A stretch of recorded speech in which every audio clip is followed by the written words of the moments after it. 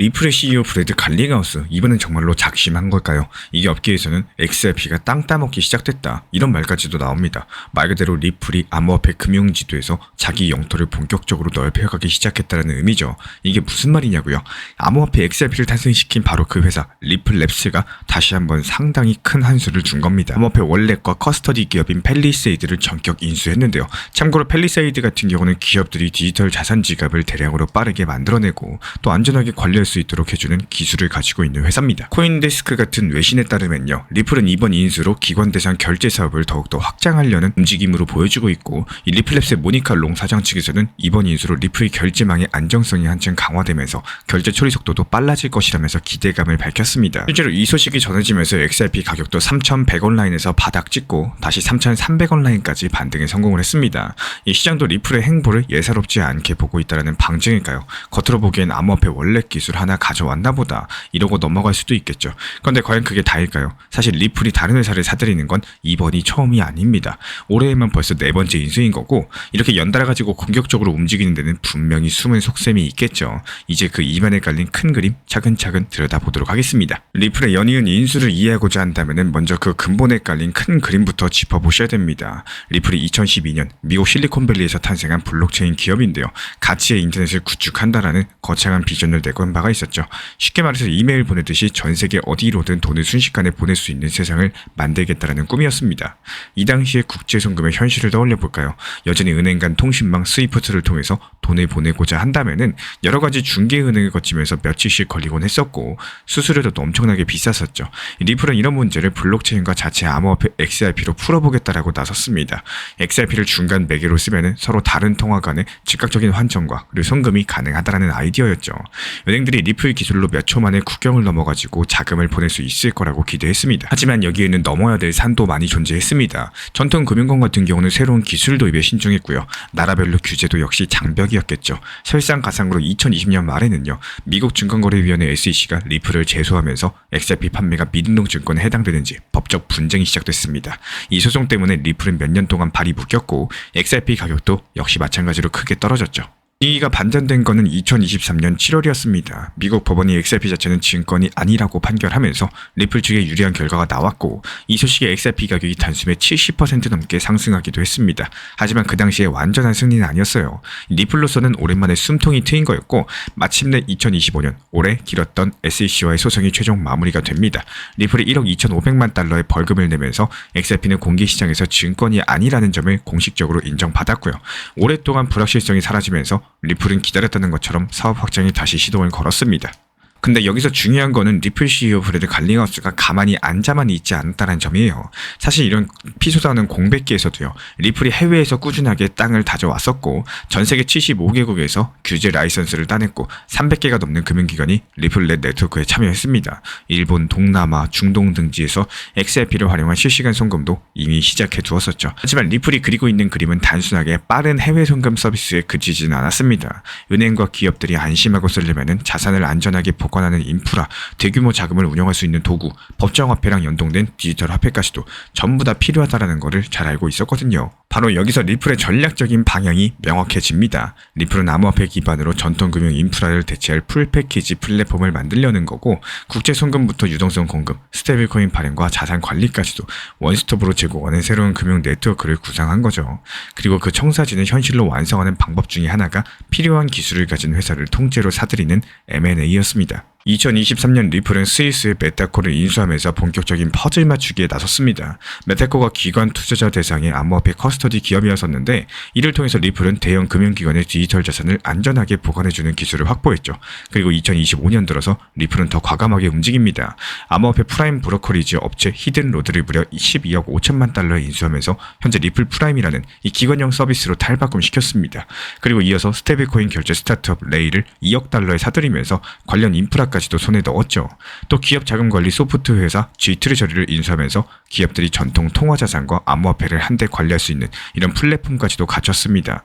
그리고 마침내 암호화폐 원래 전문기업 펠리세이드까지도 손에 넣었다라는 거고, 이제 퍼즐의 조각들이 거의 맞춰져가는 이런 그림이 보이실 거예요. 리플이 초창기부터 꿈꿔온 목표를 실현하기 위해서 필요한 분야를 이렇게 하나씩 자기 것으로 만들어 나가고 있습니다. 이번 펠리세이드 인수도요, 그 거대한 그림의 한 조각에 불과하다라는 거예요. 이 모든 움직임 뒤에는 기존 금융방을 새로 짜겠다라는 리플의 야심이 깔려 있는 거고, 최근에 이어진 인수 행진은 바로 그 판을 완성해가는 과정인 셈인 거죠. 그렇다면 리플이 모은 퍼즐 조각들은 실제로 어떻게 맞물려서 돌아갈 수 있을까요? 이번에 인수한 펠리세이드의 기술부터 살펴보죠. 펠리세이드가 은행이나 핀테크 기업이 대규모 고객에게 안전한 디지털 지갑을 손쉽게 발급해줄 수 있는 월렛 에즈 어 서비스 플랫폼을 갖추고 있습니다. 이 기술이 리플의 기존 커스터디 시스템과 결합하면요, 예를 들어가지고 새로운 사용자가 생길 때마다 몇 초 내로 그 사람 전용 암호화폐 지갑을 만들어주고요, 곧바로 안전하게 관리까지도 가능하게 만들어줍니다.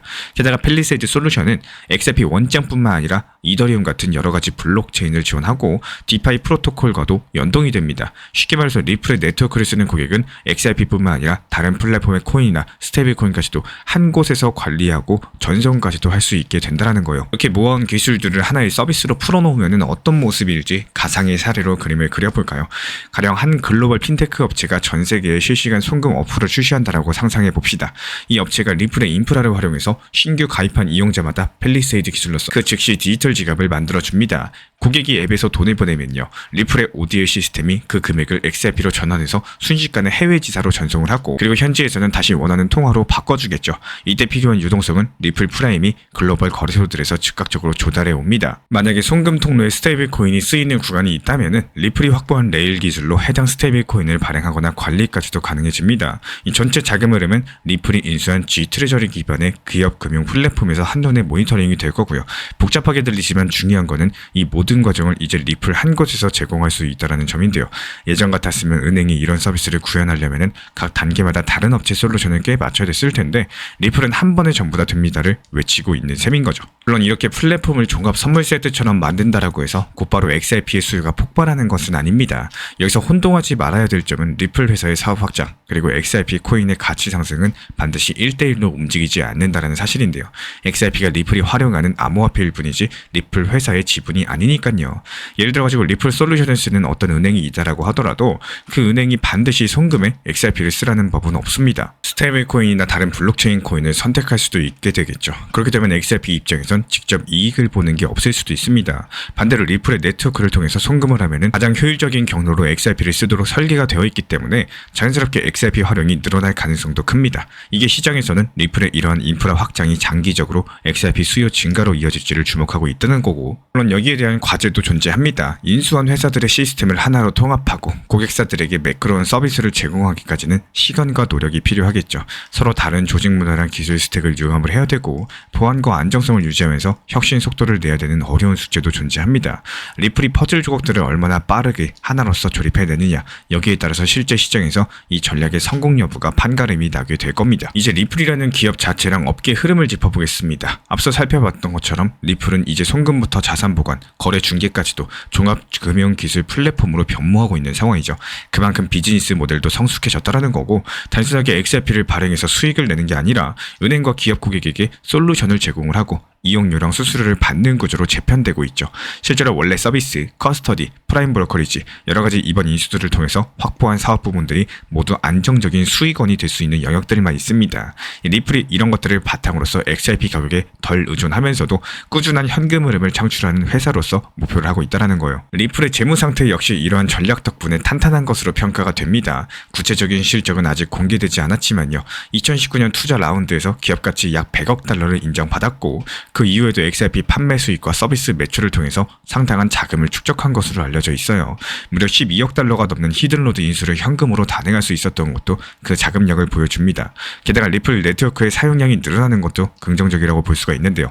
2024년 리플의 ODL 국제송금 처리 규모는 150억 달러를 돌파하면서 전년 대비 30% 이상 성장한 것으로 추정이 되고 있고, XRP를 활용한 실제 거래량이 지속적으로 증가하고 있다는 의미겠죠. 물론 경쟁 구도도 함께 살펴보셔야 돼요. 리플이 공략하는 국제 결제 시장은 기존에도 강자가 존재합니다. 대표적으로 은행 간의 망인 스위프트 같은 경우는 느리다는 단점을 개선하기 위해서 GPI라는 신속 결제 서비스를 내놨고요. JP모건 같은 거대 은행은 자체 디지털 코인을 활용한 송금 시스템까지도 실험 중입니다.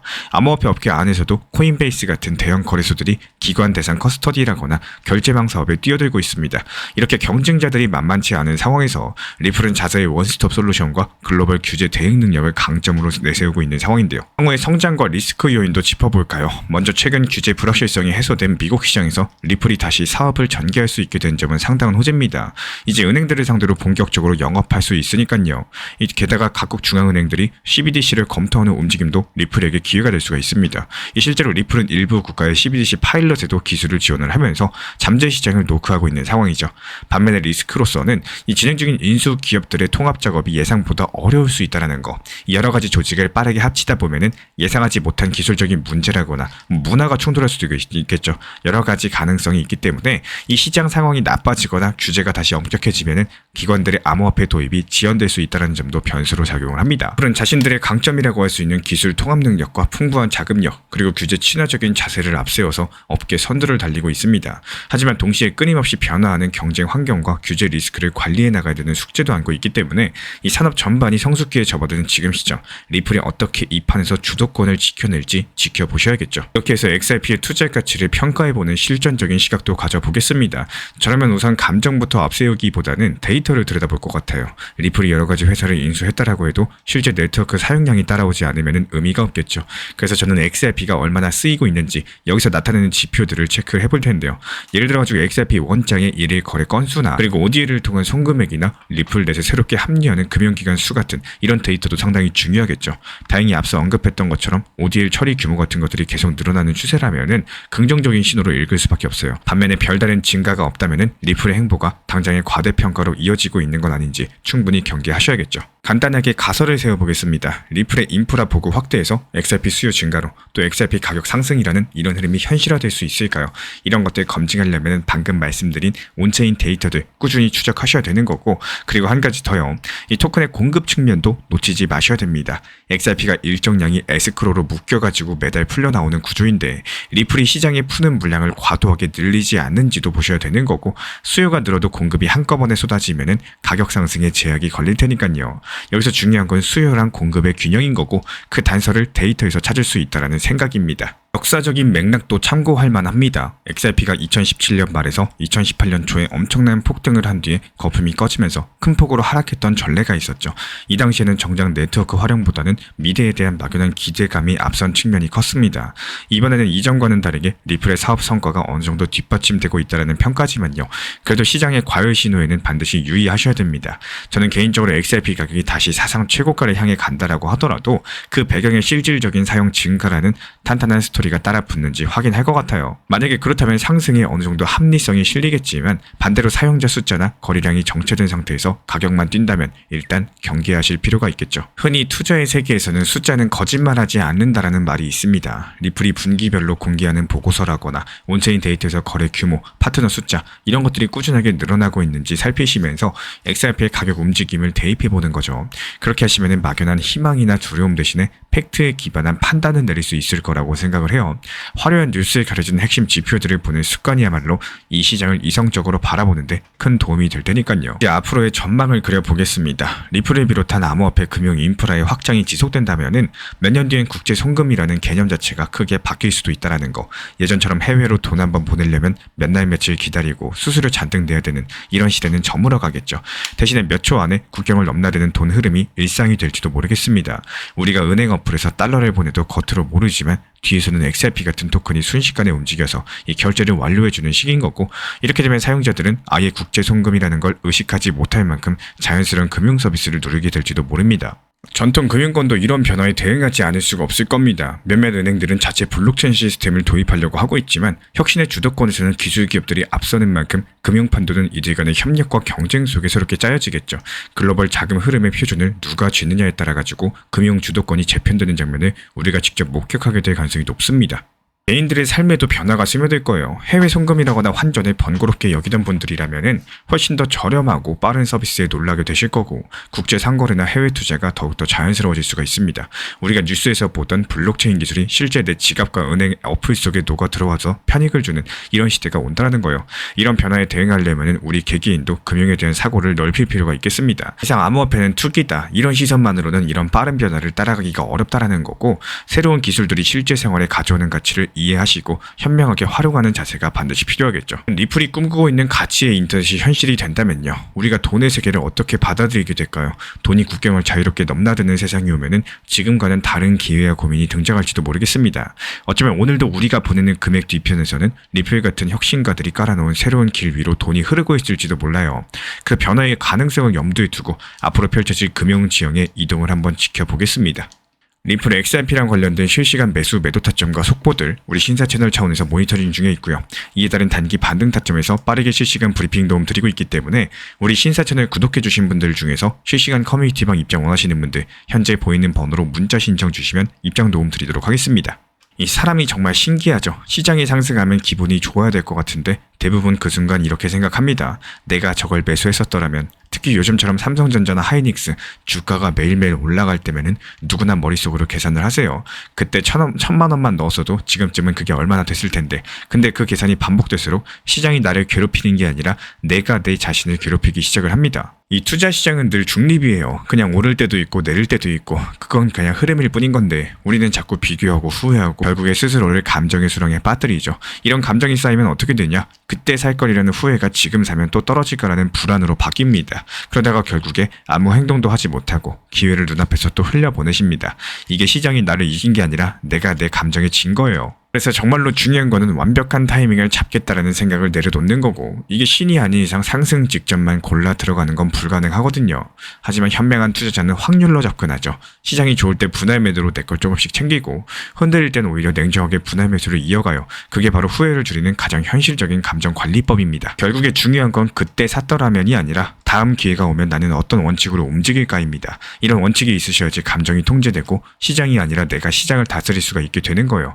이 시장에서 오래 살아남는 사람은 운이 좋은 사람이 아닙니다. 후회를 반복하지 않고 감정을 시스템으로 바꾼 사람이에요. 오늘 이후로는 시장에 끌려가지 마시고요. 이 스스로 원칙으로 시장을 흔드는 투자자가 되보시길 바랍니다. 비트코인이 드디어 신고가를 돌파한 상황에서 리플은 여전히 조용합니다. 이걸 두고 불안해하시는 분들이 상당히 많이 계시죠. 비트코인 폭등하는데 왜 리플은 안 갈까? 근데 이건 시장의 구조를 아는 사람이라면 이미 예상을 했던 흐름입니다. 코인 시장 자체가 늘 순환을 하는데요. 비트코인이 시장에 문을 열면서 급등을 해주면은 그 다음에는 대형 알트 그리고 중소 알트로서 돈이 흘러가게 됩니다. 즉 리플이 잠잠한 지금 이 시점이야말로 자금들이 순환하기 직전의 단계라는 뜻인데요. 우리 코인 신사 커뮤니티에선 이런 흐름들 미리 읽고 리플만 바라보는 게 아니라 비트코인 상승 초입에서 이미 매수 타점 말씀드린 바가 있었죠. 그래서 많은 분들께서 리플이 조용해도 비트코인으로 충분한 수익을 내고 계십니다. 비트코인은 앞으로의 폭등장에 있어서 신호탄과도 같은 역할을 합니다. 반면에 리플 같은 알트코인들 같은 경우는 비트코인 도미넌스가 꺾이고 나서 그때부터 본격적으로 움직이기 시작을 하기 때문에 지금 리플이 조용한 것은 절대로 이상한 게 아니에요. 오히려 자금 순환의 전조 현상에 가깝다라고 말씀드리는 거고, 이거는 매번 반복이 되어 왔습니다. 2017년에도 2021년에도 비트코인 신고가 찍고 나서 한 달 뒤에 리플은 단기간에 수십 배씩 상승을 했었고요. 지금 시장은 정확하게 그 전과 같은 위치에 있습니다. 그리고 우리 신사 채널은 이런 흐름들을 데이터로 읽습니다. 감으로 투자하지 않습니다. 자금이 이동하는 타이밍, 유동성이 집중되는 구간들, 여기서 기반으로서 매수 매도 타점을 실시간으로 공유드리고 있기 때문에 최근에 한 달 동안 다수의 알트코인에서 안정적인 수익 내드리고 있고, 비트코인으로 시작해서 다음 수단이 오는 시점까지도 대비하고 있기 때문에 시장은 감정적으로 움직이지만요, 수익은 구조를 읽는 사람의 몫이라는 거 기억해 주시기 바라고요. 리플은 아직까지 본격 상승이 시작되지도 않았어요. 하지만 과거 사이클처럼 비트코인 신고가 이후에 약 한 달에서 한 달 반 뒤에 리플의 상승 파동이 본격화됐습니다. 지금은 그 초입 구간에 있는 거고, 우리 커뮤니티는 이런 구간들 집중 분석하면서 매수랑 매도 타점을 꾸준하게 공지드리고 있습니다. 시장이 잠잠할 때 우리는 이미 다음 파도를 준비하고 있다는 거, 우리 구독자분들이 반드시 기억하셔야 될 건 이겁니다. 지금의 흐름은 비정상이 아니라 역사적으로 늘 반복되어 왔던 정상적인 시장 패턴이라는 거고, 이걸 알고 준비한 사람들만이 다음 상승장을 온전히 잡게 되는 겁니다. 그리고 이 시장의 방향보다 타이밍이 수익을 만듭니다. 다음 타점이 궁금하신 분들은 지금 보이시는 번호로서 문자 신청 남겨주시면 커뮤니티 입장 도움 드릴 예정이고요. 조용할 때 준비하는 사람들만이 움직일 때 수익을 잡게 되시는 거예요. 마지막으로 시장이 하락할 때 가장 중요한 거는 멘탈이 아니라 전략인 거고, 단순하게 떨어진다고 두려워할 게 아니라 그 안에서 기회를 만드는 게 진짜 투자자의 자세인 겁니다. 이런 핵심들이 바로 물타기 전략인데요. 물타기 같은 경우는 무작정 비중을 늘리는 게 아닙니다. 현금 확보해 두셨다가 하락 구간에서 계획적으로 투입해서 평균 단가를 낮춰나가는 전략인데요. 이렇게 되면 반등했을 때 손실을 빠르게 회복이 가능하고 오히려 더 큰 수익으로 전환이 가능하기 때문에 시장은 늘 하락과 반등을 반복을 합니다. 하락 구간에서 멘탈이 무너지는 투자자는 기회를 놓치지만요. 전략적으로 대응하는 투자자는 더욱더 좋은 결과를 가져가게 된다는 거, 즉 하락은 공포가 아니라 기회로 바꾸는 과정이 될 수 있다는 거 반드시 기억해 주시기 바라고요. 오늘도 무작정 따라가는 매매가 아니라 전략적으로 대응하는 습관으로서 멘탈을 지켜가시기를 응원 도움 드리겠습니다. 제가 안내해드리고 있는 코인 신사 채널 멤버십 전용방에 대해서 짧게 설명드려 보도록 하겠습니다. 리플, 암호화폐 시장에 대한 중요한 이슈, 그리고 브리핑이나 시장의 흐름에 대한 전문적인 분석 내용 설명과 함께 차트상의 기술적 분석, 온체인 지표와 투자 심리에 대한 내용들을 같이 안내 도움 드리고 있고, 가장 중요한 투자 심리를 컨트롤하기 위해서 포트폴리오의 구성에 대한 노하우, 투자 심리 컨트롤에 대한 내용도 같이 안내드리고 있습니다. 코인 신사 스터디 멤버십 가입하신 분들께서는 아래 번호 혹은 신청 링크 통해서 남겨주시면 제가 연락드리고 있고, 안내 설명과 함께 신사 채널 리플 전용 멤버십 방에도 입장 안내 설명드리고 있습니다. 오늘 영상도 끝까지 함께 해주셔서 정말로 감사드립니다. 우리 구독자분들에게 코인 신사 채널은요, 단순한 투자 채널이 아닙니다. 때로는 아들처럼, 때로는 형이나 오빠처럼, 또 때로는 냉정한 전문가로서 그렇게 곁에 있고 싶습니다. 누군가의 아들은 이렇게 말합니다. 괜찮아요. 아직 기회 있어요. 또 누군가의 심리 트레이너는 이렇게 말을 하죠. 지금 흔들리시면 안 됩니다. 이런 타이밍엔 반드시 버티셔야 됩니다. 그리고 때로는 악재가 시작됐기 때문에 지금은 비중 조절할 타이밍입니다. 이렇게 말을 합니다. 그리고 또 누군가의 전문가로서 이 구간은 분명히 좋은 타점이 될 것입니다. 이런 말씀도 드릴 수가 있겠죠. 그렇게 저는 매 순간마다 시장을 바라보고 있습니다. 이 시장이라는 건 늘 변화를 하고요. 감정은 그것보다 훨씬 더 빠르게 흔들릴 겁니다. 하지만 그때마다 우리 코인신사 채널은 밤새 차트 지켜보면서 누군가의 불안이 덜어지기를, 또 누군가의 손실이 멈추길 바라면서 그 마음을 담아서 한 줄 한 줄 브리핑을 시작합니다. 이 투자라는 건 숫자 싸움이 아니라요, 마음 싸움이고 그 심리가 전부인 영역입니다. 이 시장에서 끝까지 버틸 수 있는 힘, 그거는 정보보다 함께 가는 사람에게서 나와요. 우리 구독자분들이요, 절대로 혼자가 아니라는 거를 이 목소리로서 꼭 전해드리고 싶습니다. 오늘도 우리 구독자분들 곁에서 가족처럼 함께 걷는 동반자 코인신사 채널이었습니다.